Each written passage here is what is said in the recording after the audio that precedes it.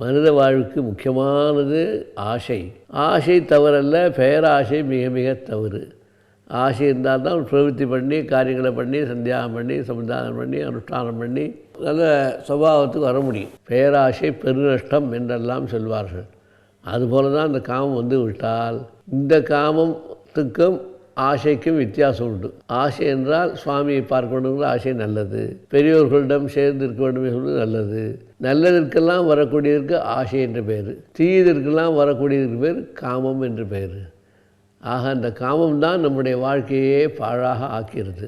ஒரு பெரிய ஹோமம் பண்ணுறோம், அந்த ஹோமத்தில் நெய்யை ஊற்றிகிட்டே இருக்கும். நெய்யை ஊற்ற ஊற்ற என்ன ஆகும்? ஹோமம் வளருமே தவிர குறையாது.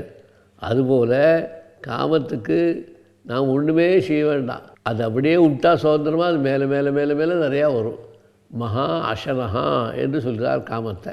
மகா அசனன்னா பெருஞ்சாப்பாட்டுக்காரன்னு பேர். அந்த பெருஞ்சாப்பாடு எப்படி? நெருப்பில் நெய்யை ஊற்றுற மாதிரி ஆசை மேலே மேலே வளர வளர வளர சாப்பாடே அடங்காது. இன்னும் மேலே மேலே அதுக்கு ஆசை வந்து அதை பார்க்கணும் இதை பார்க்கணும் இதை பார்க்கணும் இதை பார்க்கணும்னு ஒருமா சுற்றிகிட்டே இருக்குமே தவிர நிற்கவே நிற்காது. அதனால் வரக்கூடியது என்ன? கோபம். அந்த காமம் நிறைவேறாத பட்சத்தில் குரோதரூபேண பரிணமத்தே.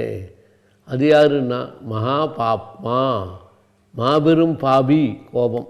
ஏன்னா காமத்தினால் வரக்கூடியது என்னென்னா சாப்பாடு பசி கிசி கிசின்னு சொல்லி அது தீவிரமாக காம பசியினால் எங்கே பார்த்தாலும் அலைஞ்சு அலைஞ்சு அலைஞ்சு அலைஞ்சு மனசெல்லாம் கெடுத்து தானும் துன்பப்பட்டு கொண்டு மனசையும் துன்பப்படுத்தி எல்லாம் உபதிரப்படக்கூடிய நிலைமையில் உள்ளது காமங்கள். அது காமம் நிறைவேறாத போது என்ன ஆகுதுன்னா அதுவே குரோதரூபமாக வரும்போது கோபமாக பரிணமிக்கும் பொழுது மாபெரும் பாவத்தையே செய்யக்கூடிய அளவுக்கு ஆகிடுறது.